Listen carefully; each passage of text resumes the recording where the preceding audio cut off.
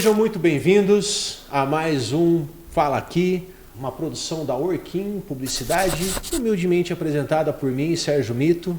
E hoje, como estamos no evento da Connect, temos a oportunidade, graças a este UVET, novamente, de conversar com grandes professores, mestres na medicina veterinária. E hoje eu estou com ele, que é mestre e doutor em cirurgia veterinária com ênfase em ortopedia e traumatologia. Ele é professor de graduação e pós-graduação em cirurgia veterinária na FCAV, da Unesp, em Jaboticabal. Eu recebo hoje o professor Bruno Minto. Professor, seja muito bem-vindo. Muito prazer estar aqui. Professor, para a gente começar, para quem ainda não te conhece, você pode fazer para a gente uma breve trajetória da tua história aí como médico veterinário? Ótimo, por favor. Eu sempre, desde muito pequeno, desde criança, sempre gostei muito de animais, né? Meus pais relatam que desde bebezinho estava ali atrás de cachorro, de gato, de sapo na rua. E isso sempre, durante a minha infância e adolescência, sempre me marcou, sempre foi algo muito marcante na minha vida, a paixão que eu tinha por animais. E durante a decisão do que seguir profissionalmente, não teve outro caminho que não a medicina veterinária, né? Então eu fiz a faculdade de medicina veterinária na Unesp de Botucatu, entre os anos de 97 e 2001, e durante a graduação eu acabei aí, do meio para frente, me apaixonando pela área da cirurgia de pequenos animais, especialmente depois da disciplina de técnica cirúrgica. Então, a partir daí, minha vida foi totalmente voltada para a área da cirurgia.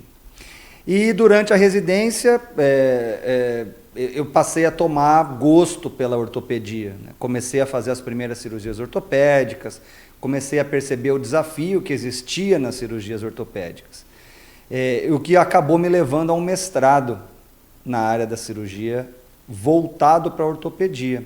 Então, a partir do mestrado foi aí o início da trajetória oficial, né, na ortopedia veterinária. E a partir daí foi doutorado, pós-doutorado, a paixão pela docência e aí o trabalho que eu faço hoje dentro da educação, provendo, né, da melhor forma possível o conhecimento na área da ortopedia veterinária. Então, de uma forma muito resumida, é mais ou menos essa aí a trajetória. Muito bacana. Professor, como um grande educador hoje, palestrante, em que momento que você estava que você pensou assim, eu quero ser professor, eu quero palestrar? Interessante, é uma pergunta bem interessante. Isso já me veio, né, essa reflexão muitas vezes durante a minha vida, porque eu gosto de resgatar, né, as origens das coisas. E é interessante que quando eu estava terminando a graduação, eu tinha muita dificuldade para fazer os seminários das disciplinas. Eu era muito tímido, ainda sou, né, mas era bem tímido, então eu sempre ficava muito nervoso. E durante meu estágio de graduação curricular, teve uma passagem muito interessante, eu não sei nem se meus professores sabem disso, se não sabem vão saber agora, que eu tive um desempenho muito ruim num seminário importante naquele momento, que era um seminário feito no estágio da área que eu gostaria de fazer residência na época. E eu tive um desempenho muito ruim. E aquilo me marcou. Durante a residência, eu comecei a ter contato com alunos, passei a iniciar o processo de ensinar e não só aprender. E fui tomando gosto, mas ao mesmo tempo eu tinha aquele bloqueio das minhas apresentações. Eu pensei, nossa, eu nunca vou conseguir dar uma aula de tão nervoso, né? Ou bloqueado que eu acabo ficando. E em algum momento da residência, minha orientadora, na época da residência, que acabou sendo minha orientadora depois de mestrado e doutorado, me fez um convite. Disse, você gostaria de participar de uma atividade acadêmica, né? Ensinando os alunos? E na hora deu vontade de falar não, inventar uma desculpa, porque eu tinha aquela trava, mas eu não sei o que aconteceu, que eu falei, não, eu quero. Acho que no momento eu não quis declinar para aquele convite e acabei aceitando. Me preparei muito para aquela atividade acadêmica, educacional, e acabei tendo um bom desempenho, na minha opinião, né? Foi uma análise que eu fiz interna e que foi um divisor de águas na minha vida profissional. Daquele momento em diante, eu passei a perceber que eu era capaz de fazer algo que eu tinha vontade de fazer, mas eu acreditava que não tinha dom para aquilo, né? Então foi a partir daí a virada da chave, né, não, acho que eu quero realmente seguir a carreira acadêmica, fazer mestrado, aprender a dar aula, melhorar as técnicas de ensino e eventualmente me destacar profissionalmente na área da educação. Então foi isso aí, é um divisor de águas. Se eu não me engano, pouquíssimas pessoas sabem disso. Acredito que até meus professores não saibam. Mas foi um belo resgate aí das minhas origens como educador. Nossa, muito legal, muito legal. Hoje, você tem muitos formandos que se inspiram em você. Quando eu estive lá em Jaboticabal, eu percebi, né, nas conversas e tal. E eu gostaria de saber quem te inspirou. Na época que você estava lá atrás, quem foi a sua inspiração? Eu não tenho muita dúvida disso, sabia? Eu nunca parei, ou não paro para pensar, mas eu não tenho dúvida quando eu tenho que pensar sobre isso. Com certeza absoluta foram os meus professores. Eu tive professores excelentes durante a minha graduação na Unesp de Botucatu, e eles ou foram as principais inspirações. Então a forma com que alguns lidavam com determinados assuntos, a forma com que eles transmitiam aquele conhecimento sempre me fascinou, né? Acho que eu não posso nem citar um nome, porque são vários. Eu lembro da aula de um deles, a forma com que eles gesticulavam. Eu lembro da aula de um outro professor que trazia uma atividade diferente ou inovadora naquele momento para que o aluno tivesse mais engajamento na aula. Então, sem dúvida alguma, foram meus professores. E, de uma forma geral, acho que todo mundo que transmite aquilo que sabe e que faz questão que o outro aprenda, me inspira até hoje. Então, até hoje, se eu encontro alguém, né, eu posso dar um exemplo muito aleatório, eu estou numa viagem e encontro um guia turístico que realmente está ali te ensinando o que é aquele lugar, qual é a história daquele lugar, o que significa cada ponto turístico que você vai, o que aconteceu naquele ponto 50 anos atrás ou 500 anos atrás. Então, toda vez que eu vejo uma pessoa que de fato quer transmitir um conhecimento que ela adquiriu, eu me sinto inspirado e estimulado a seguir, né, nessa área do ensino, da educação. E acabo, de forma direta e indireta, e muitas vezes inconsciente, inspirando os outros. Né? Às vezes, quando eu ouço você falar, ou outras pessoas falam, não, mas você me inspirou. Eu não percebi isso, mas acho que de forma indireta e inconsciente a gente inspira. Muito bom, muito bom, muito bom. Professor Bruno, hoje você ministra várias palestras, né? Coordena o Simpósio Internacional de Ortopedia de Cães e Gatos, né? Tive a oportunidade de conhecer lá, achei maravilhoso, a organização, o tamanho, né? O aprendizado, a gente fez um pouquinho de parte lá, apesar de ser publicitário, é muito legal a gente ver um pouquinho da área. Né? O que você poderia me dizer para um formando que tem interesse da importância desse tipo de curso, de estar participando, né? Da vivência, para ele saber mais, né? Porque às vezes está em dúvida, não sabe se vai, se não vai. Sim. É interessante esse assunto, né? Eu acredito que nos últimos anos, nas últimas décadas, o perfil do ensino da medicina veterinária mudou muito e vem mudando. Ele está passando por uma adaptação, vamos dizer assim. E 30 anos atrás, se formar em medicina veterinária, simplesmente saindo da graduação de uma universidade, era o suficiente para você entrar no mercado de trabalho. Era o suficiente para você iniciar sua vida como clínico, como cirurgião, como radiologista. Hoje em dia, por diversos motivos, não é mais da mesma forma. Não sei dizer se é por quantidade de médicos veterinários, eu não sei se é por...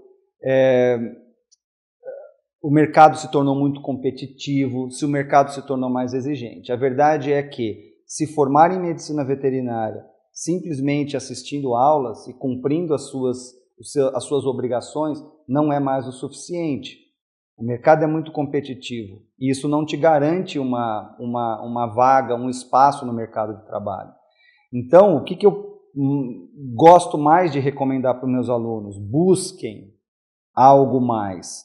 Busquem mais informação, busquem mais o conhecimento, além daquilo que você está recebendo de forma obrigatória na faculdade. E isso pode ser feito de uma forma autodidata, vamos dizer assim, né, que é estudando, através de um livro, através de uma palestra, e você pode buscar isso através de cursos. Né? O curso, o simpósio, o congresso, são formas de você buscar o conhecimento que foi compilado para você. Você não precisa ler o livro inteiro, ou você não precisa buscar o capítulo de um assunto básico, mais o capítulo de outro assunto básico, para chegar no assunto aplicado e você adquirir aquele conhecimento. Durante um curso, durante um simpósio, durante um congresso, o palestrante fez isso por você e te trouxe a informação já compilada. Então, assim, não é um segredo do sucesso, mas é uma forma de você evoluir na medicina veterinária, na área da cirurgia mais especificamente, e ampliar o seu potencial de ingresso no mercado de trabalho. Tá? A gente falou aqui sobre um simpósio, que é um evento basicamente teórico, mas existem muitos cursos que são práticos e teórico-práticos, que também vai preparar o aluno recém-formado para realizar um procedimento cirúrgico, um procedimento odontológico, um procedimento laboratorial, enfim, diversos tipos de cursos com as suas diferentes especificidades. Então, assim, realmente é muito importante a busca por esse complemento. Infelizmente, é a realidade que nós vivemos hoje, pelo menos no Brasil. Agora, vamos falando um pouquinho de ortopedia, né? Qual o maior problema que você vê assim hoje enfrentado nas cirurgias para PET? Né? São na parte de traumas, na parte de correções, nas técnicas. Quais são as dificuldades hoje e os trabalhos desenvolvidos para uma melhora para isso? Interessante. Essa é uma pergunta que poderia ter uma resposta mais fácil. Eu gostaria de ter uma resposta mais fácil para ela, mas ela depende de diversos fatores. A forma mais simples de eu te responder seria, naquilo que eu tenho mais conhecimento ou habilidade, é aquelas que eu vou ter menos dificuldade. Consequentemente, aquilo que eu ainda não conheço, não pratico, não busquei, né, aprimoramento, eu vou ter mais dificuldade.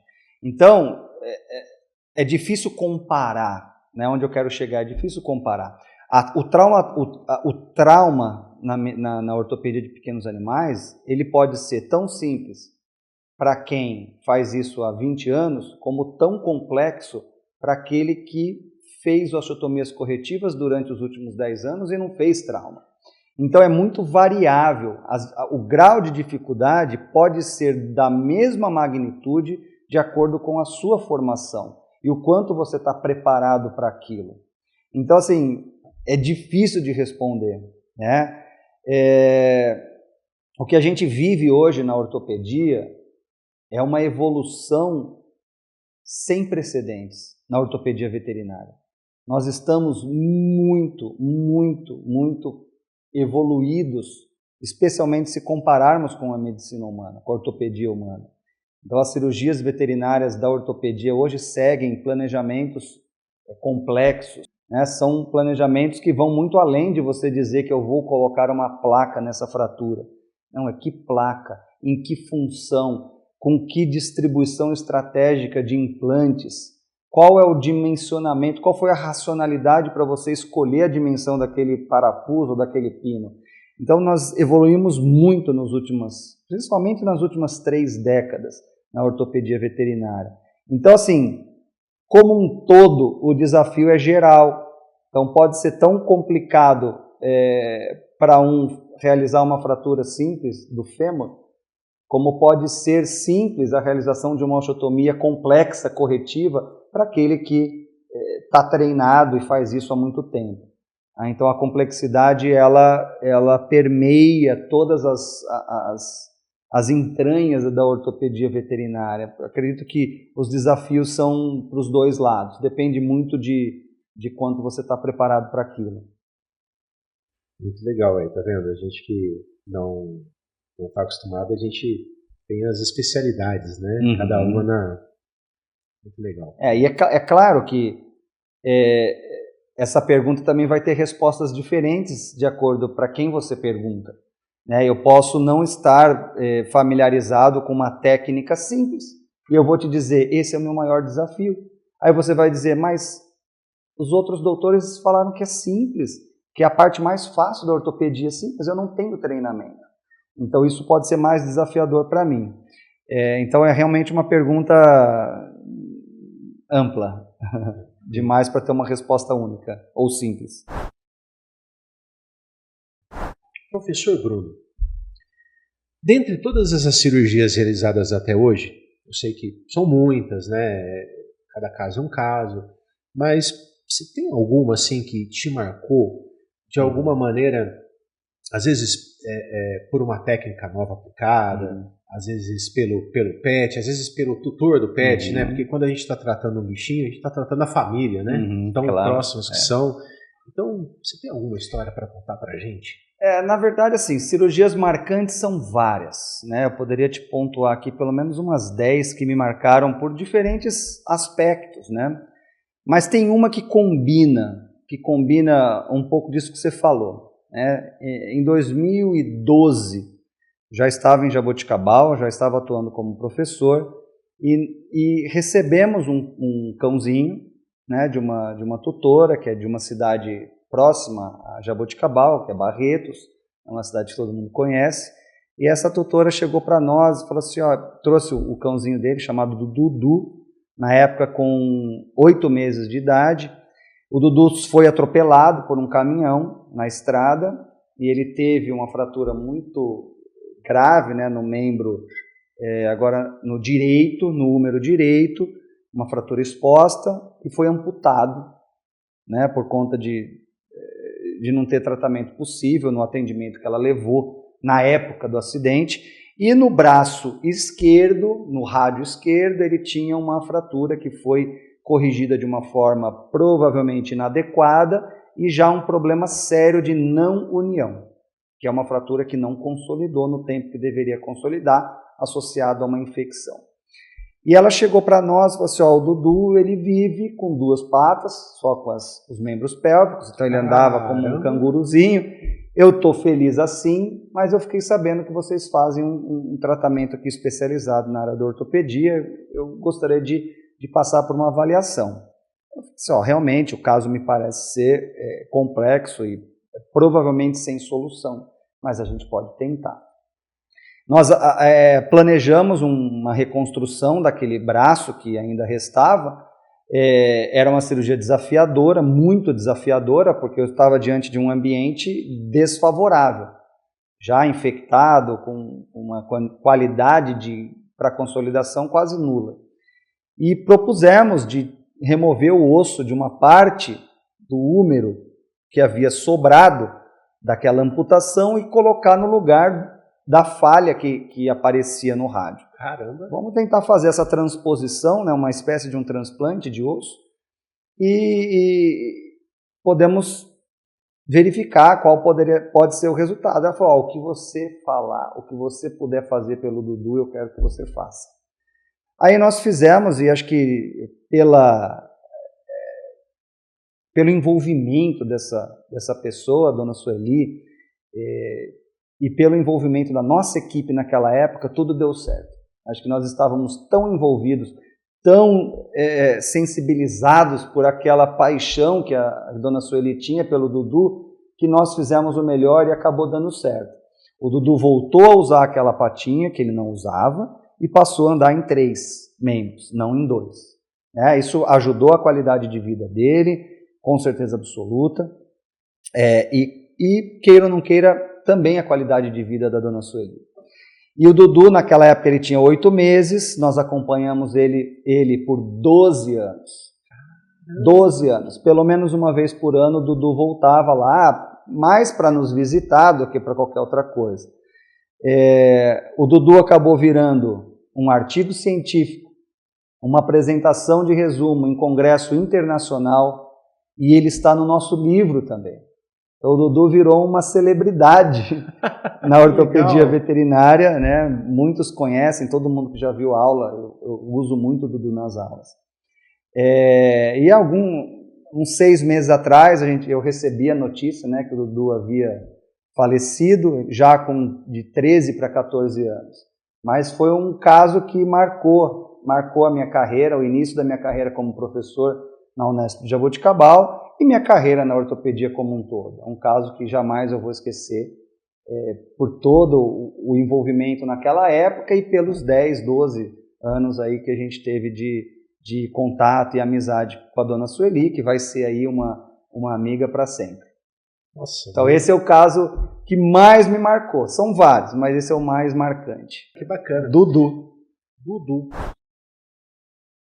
Aí depois você me falou que acabou virando artigo científico, porque a gente tem uma noção, a gente que está de fora, assim, poxa, o pessoal da equipe já sabe tudo, faz tudo, né? De repente aparece um caso lá que vocês falam, e agora? Não tem nem precedente aqui, o que a gente vai desenvolver? Se a gente estivesse falando de uma lâmpada elétrica, a gente estaria falando que a gente vai fazer uma gambiarra, né? Mas tem todo um estudo, tem uma vida ali, deve ser... É diferente. A ortopedia passou por uma fase de gambiarras, né, no passado, mas hoje em dia não existe muito espaço. Nós, brasileiros, somos muito habilidosos, não em gambiarras, mas em adaptações. Nós somos criativos. Nossa mente é um pouco mais aberta, eu consigo perceber, em comparação a outros cirurgiões de outros países e de outras culturas. Então isso acaba abrindo um pouco espaço para inovação. Então, a nossa criatividade acaba se transformando em um potencial para inovação. Mas existe pouco espaço aí, né? O quanto que a gente consegue entre aspas, de gambiarra é muito pequeno na ortopedia. Mas com certeza absoluta. Tem casos que você chega, você olha e fala assim, o que eu vou fazer aqui? Não está nos livros, essa informação não está nos artigos, não encontro ela. O que eu vou fazer? Então nós passamos por desafios como esse, de uma forma muito frequente. É o caso do Dudu. Durante a nossa profissão, durante os nossos anos, nós temos as fases em que nos motivam. Teve um momento na faculdade que a tua motivação era ser um médico veterinário, né? A gente fala, como será que vai ser? E cada momento a gente tem um. Hoje, o que você me diria assim que te motiva mais, que te inspira mais? São as cirurgias, são as aulas, né? São os estudos das novas técnicas, são os seus alunos se formando, né? O que hoje você fala assim, poxa, esse é o meu hoje? Existe uma motivação eterna para nós na ortopedia, que é o resultado da cirurgia. Então, eu enxergar um paciente andando, um paciente voltando à sua vida normal, acho que essa é uma motivação intrínseca eterna. Acho que não tem um ortopedista que não quer ver, um cirurgião que não quer ver o resultado da cirurgia. Mas hoje em dia, depois de já 12, 13 anos na docência, oficialmente em Jaboticabal, a minha maior motivação é ver a formação dos alunos. Sejam alunos de graduação, sejam alunos de pós-graduação, sejam alunos de cursos de aprimoramento.